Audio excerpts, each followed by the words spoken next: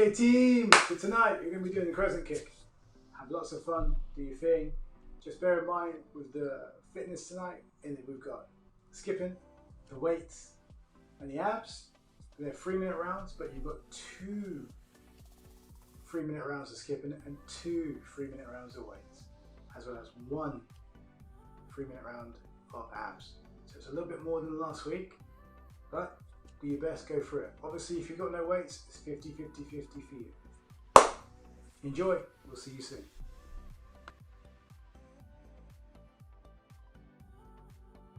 Okay team, so an explanation of how we're going to do the barbell sets, okay? My barbell sets are designed to 1, get you lean, 2, build muscle, 3, help you be explosive in the martial arts. So, what could you use? You could use standard dumbbells, if you really want, up to you, I don't mind. You could use plates, 1 plate, 2 plates, up to you. You could use medicine ball, could even use kettlebell. Today, or my preference, because I have a barbell, I like to weigh it around about 20 kilos, meaning my barbell's 10, 2 lots of 5, and that's it. Me and this sucker can do so much. All right? I'm not looking to be a bodybuilder, I'm looking to be a martial artist. So explosive stuff. Grab one of these, and when you go through the barbell set, I'll show you how to use it.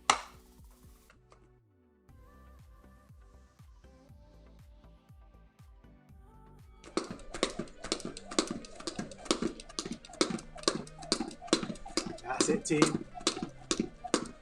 Keeping a regular pace. Make sure your wrists are turning the rope, not your arms. It's all in the wrists. So we can do different rhythms. Some of you can see it real good, some of you can't. Don't worry, you'll learn it. Skipping is excellent for your cardiovascular. 10 minutes of skipping is like 30 minutes of jogging. So, skipping is an important element. What else does skipping do? It helps you reduce body fat. Absolutely. Yes. Reduces rhythm in the martial arts. Yes. Keep it going, team. If you're struggling to do it with the rope, you are welcome to do it without. We're getting used to moving the feet, keeping on the toes. As you can see, I'm doing a regular dance step. Stepping from side to side. If you want to do 2 feet together like that, you can. Or, once you've got the rhythm, you can start switching it up. You can start lifting up your knees, doing all kinds of crazy techniques. But for the moment, fundamentals.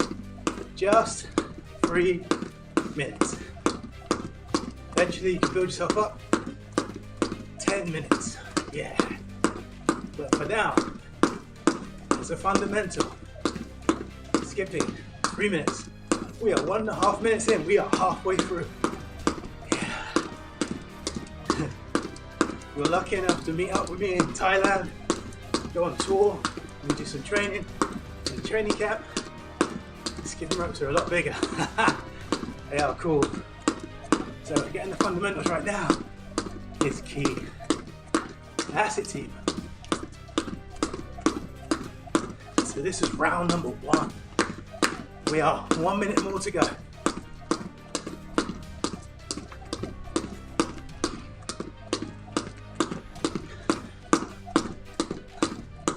Keep breathing, keep working, keep hard. If the rope ever stops, keep moving your feet. That's the key. Don't just stand still. Promised land is in sight. That's it.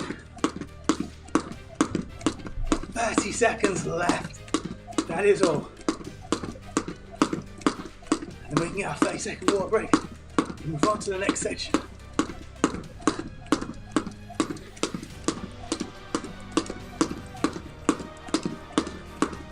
Keep it going, team. Nearly there. 10 more seconds.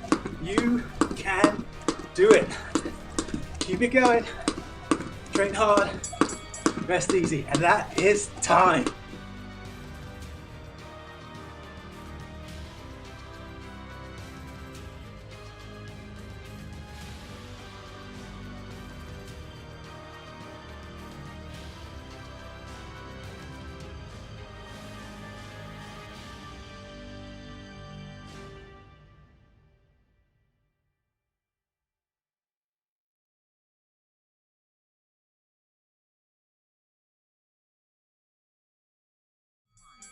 Okay team, so we're going to deadlift. Bend your knees slightly, push your hips back. And when you come forward, squeeze through your glutes. When you change the angle, you should see my butt going backwards, not down. That's it, so we change the angle to see my butt. Just so that you can see my butt is going backwards towards the wall and not down. I am not squatting. Good, so you can see from that angle the difference. Going back to the front. Excellent. So we're now going to move into a row. So push your bum out and bring the bar up just beneath your chest plate to your stomach. Notice my elbows from the side, on the side angle, is going behind my back, so my shoulder blades are touching. We are rowing. The opposite of doing a chest press is a row. Really important to get the balance. A few more seconds and we're going to go into a easy peasy stuff, bicep curl. So change your hand position, keep the elbows in, you roll up and down. The key to this, good technique, and just repetition. Get as many done as possible in the time frame. Keep breathing, keep working. Yes, yes, yes. Keep going. That's it. That's it, we're nearly there. Good. A few more seconds. And time. So switch, put your thumbs close together. You're gonna bring the bar up, all the way up to your chin. That's it, like this. Good. That's it. Keep your back as straight as possible. Bend your knees slightly to keep your core and your balance that you need. Make sure there's no injuries. Keep going, team. Nearly there. This upright row. And we're going to switch your hand position to shoulder press. So from this position, for a military press, from my chest up and back down. That's it. Try to pump out as many as you can. Try and get to your beast mode once you get to set knee. That's it. Keep your back straight. Bend your knees. That's it. We're nearly there. Got 10 more seconds. Yes, yes, yes.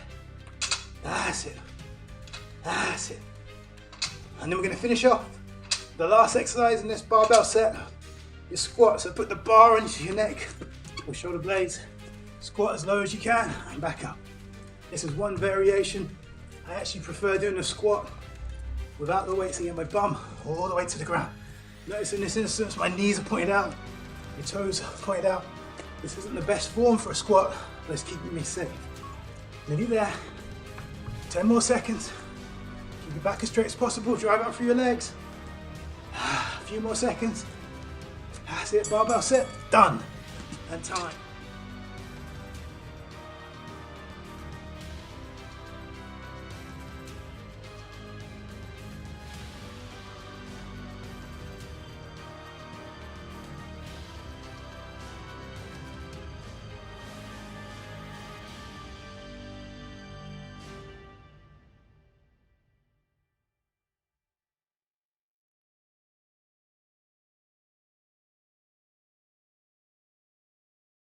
Team, okay, let's do it. So skip, this is round number 2.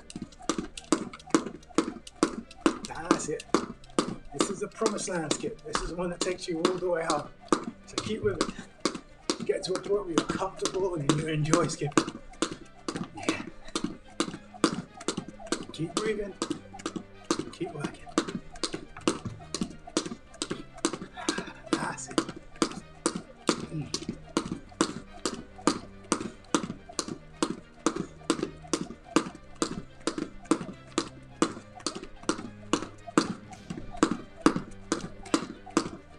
Keep it going.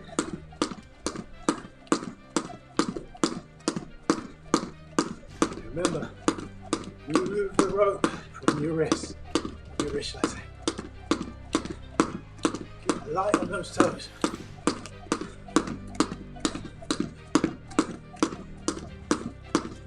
That's it. 2 minutes left.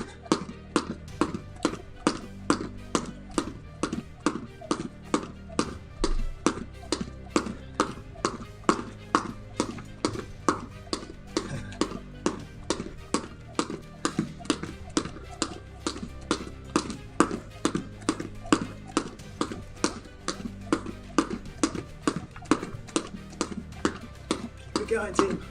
We're going to pass that halfway point.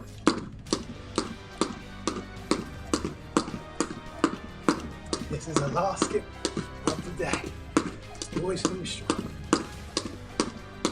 Finishing strong means keep as consistent as possible. That's it. Hard work done. That's it.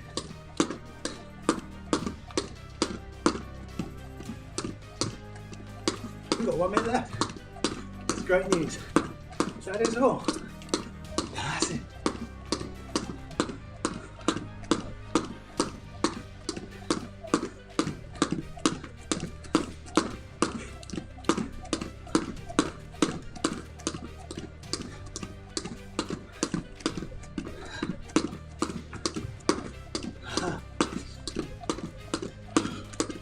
The last skip of the day.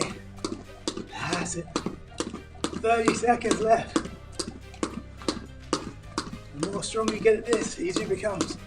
And then what you want to be doing is sprinting. And I'm going to do that today with you for the last 10 seconds. But when you get stronger, that's the last 30 seconds, you go all the way. The last 10 seconds coming up, we're going to do the same thing. And we're going to sprint. Faster the rope, faster the legs, lift those knees, keep working. Always finish strong. We still got it. That's right, baby.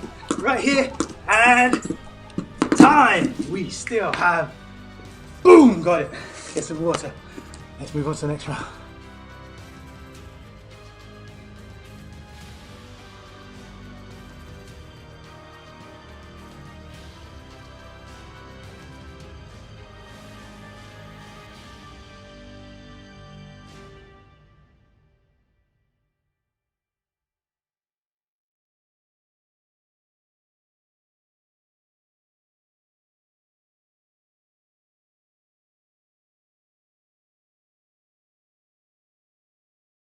Okay, let's start. So from here, easy peasy. We're gonna deadlift. We know what to do. Let's make it happen. That's it. Push that bum back. Squeeze through your glutes on the way forward. Let's finish this up. We're gonna go all the way home. That's it. Make sure your back doesn't curve.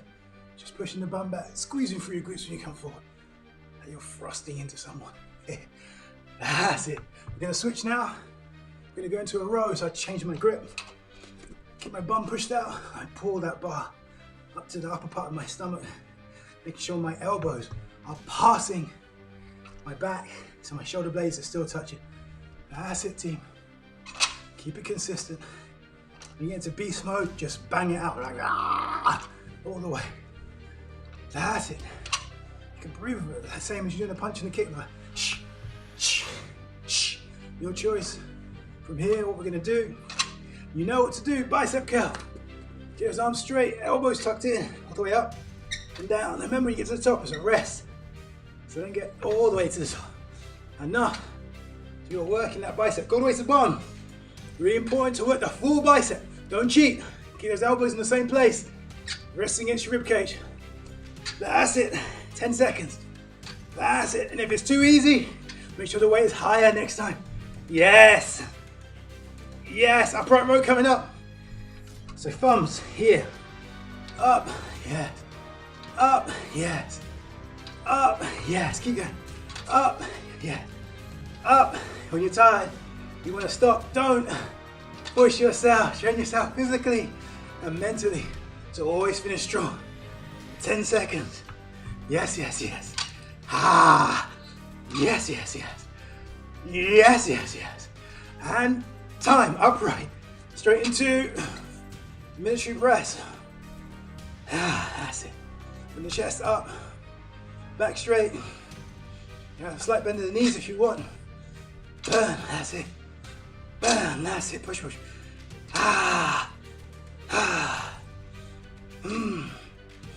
That's it. 10 seconds. Drive, team. Drive, team. Drive. And switch. Squat. Let's go. So your bars rest on the trapeziums. Come back up. Drive and squeeze. Yes. Get your back straight. That's it.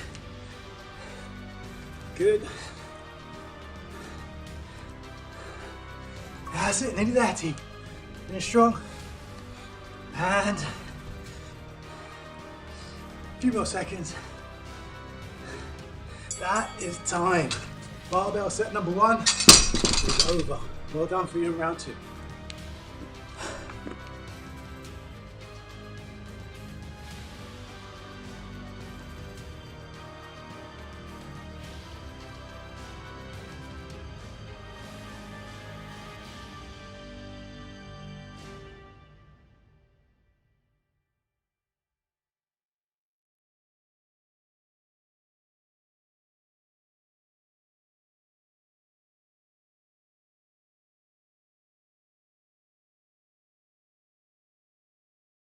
Arms straight, roll your shoulders up. Keep your head in the same position, we are crunching team. So my shoulders come off the floor, but my back stays on the floor. It's just my upper abs, we are crunching. It's a nice basic and important one to develop. That's it, especially around the solar plex. I'm going to condition that. It's a weakness in your armory if it's not strong. It should be strong as standard. We're going to pulse, we're going to come all the way up and roll back. Nice and basic. Yeah. That's it.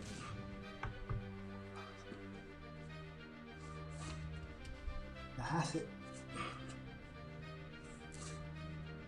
That's it. Keep it going. Yeah. Yeah. So we're going to touch the opposite leg when we come up, so lift your leg up and touch. Come up and touch. Come up and touch. Come up and touch. Come up and touch. And touch. And touch. Keep going. Touch. That's it. Touch. Keep going, team.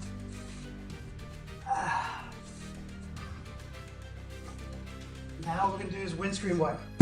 Hands out, feet up, just fall to one side, keep shoulders on the floor, and then fall to the other side. That's it. So your obliques are working now. The straighter you keep the legs, better. If you can lift your hips in between like this, even better. But for today, nice and simple. Side to side windscreen wipe.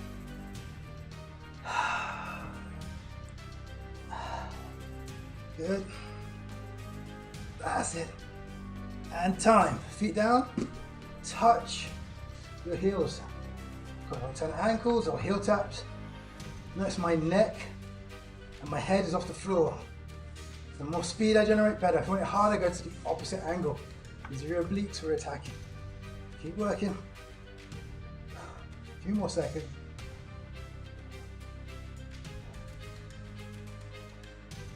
Now we're going to attack the lower abs. This is really important we hit this area. So from here, arms are out, feet together, I'm going to circle and go around the world. That's it. Keep going, team. Keep going. When we go one direction, we've got to switch to the other. We're ready to switch now. Let's go the other way. That's it. Good. Keep hitting. Keep working. When it lands in sight, only a few more seconds. Yes, yes, yes. And time. Excellent work, team. Well done.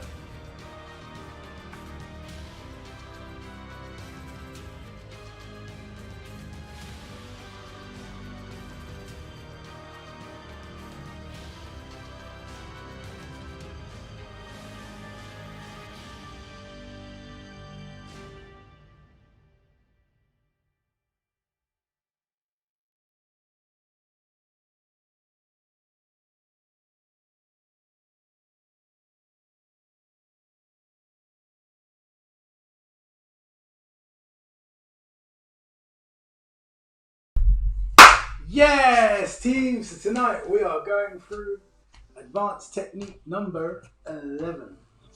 We've done 10 different things, now we're number 11. What about the crescent?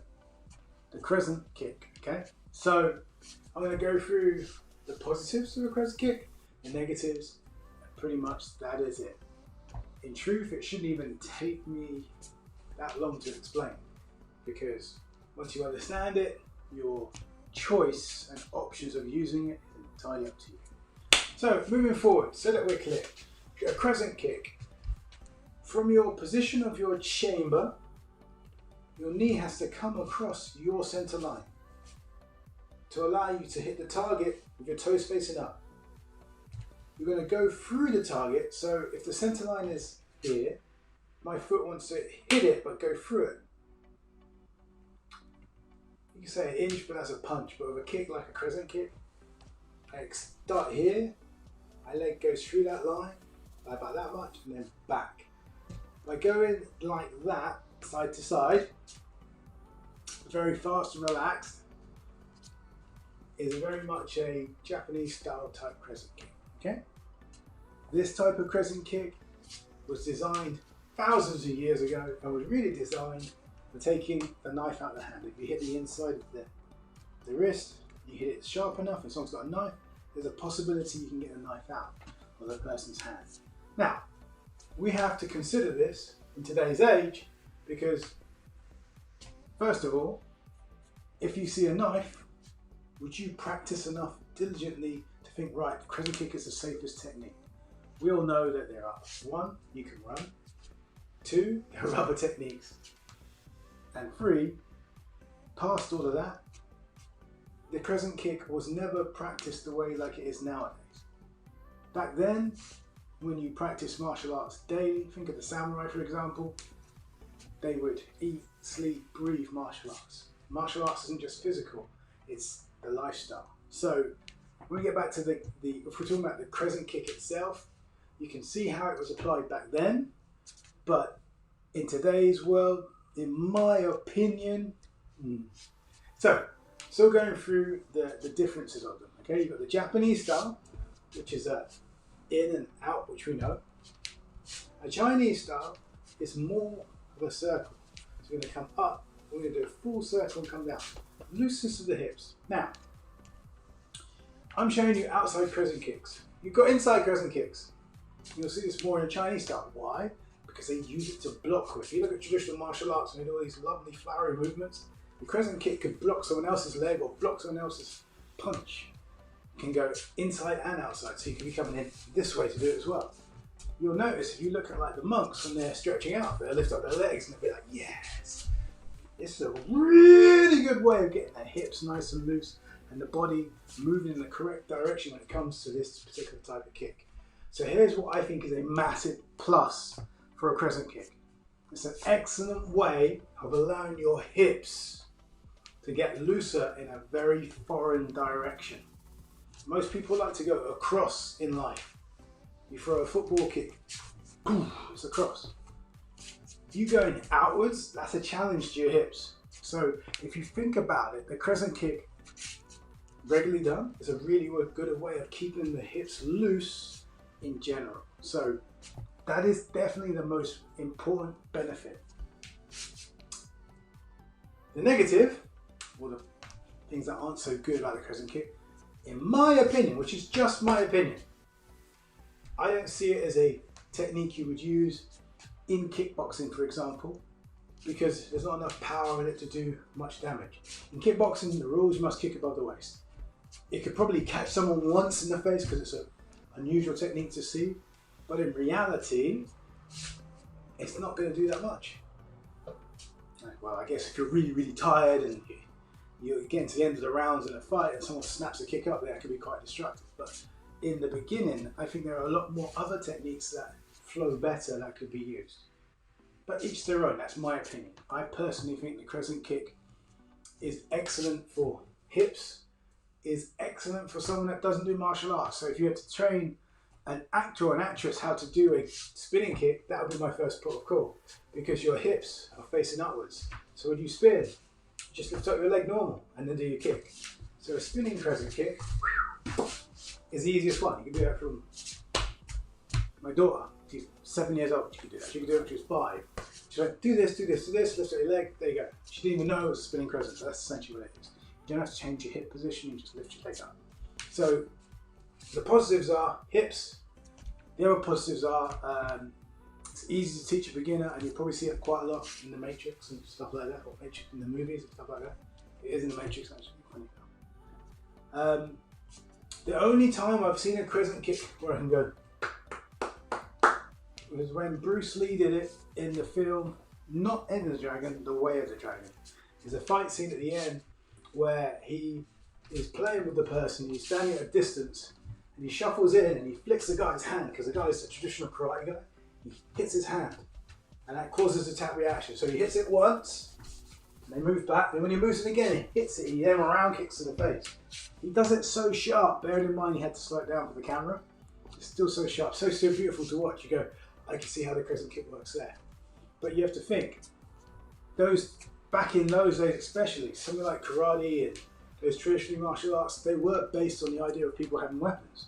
You go do mixed martial arts, no one's holding a weapon, so it doesn't make sense. On the street, like I said, there are probably much more effective techniques to use to disable a knife, and past that, yeah, there's more effective techniques, full stop. It's just my opinion. I bet there's someone out there that loves crescent kicks and that's all they ever do, and it's highly effective. But I just haven't seen it. It's, in my opinion, not the technique for all of that.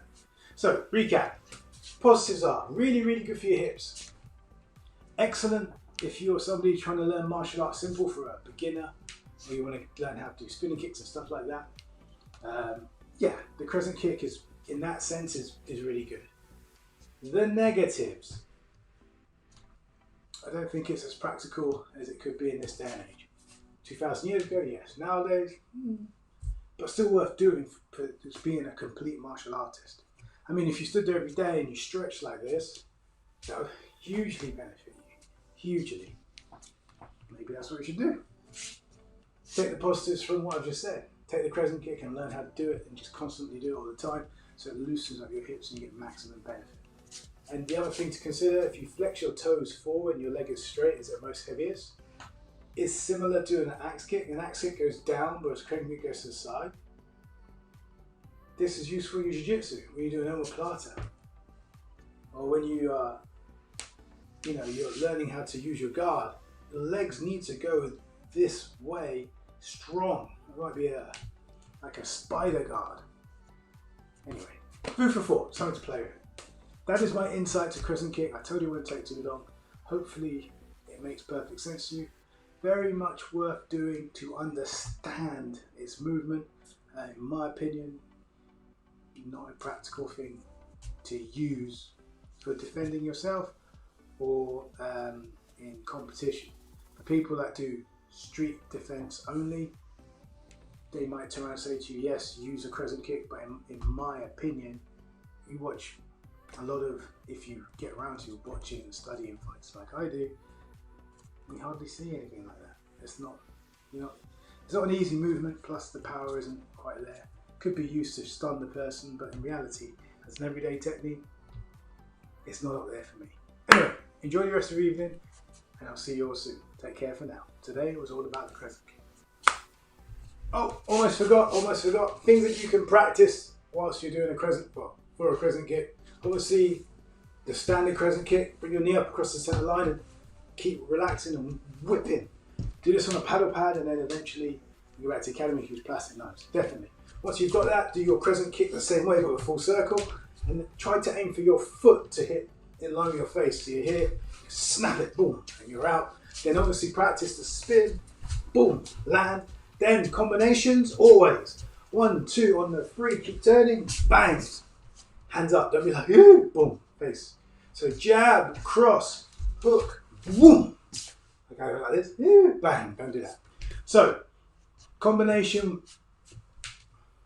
with the 1, 2, 3, combination with the hook, it's a simple crescent kick. In fact, if you're going for black belt and beyond, jump. Spinning crescent kick's the most easiest spinning kick of all of them to do when you're jumping, okay? So, I would think along those lines, don't overcomplicate it too much. That's where I'd start. Go for it.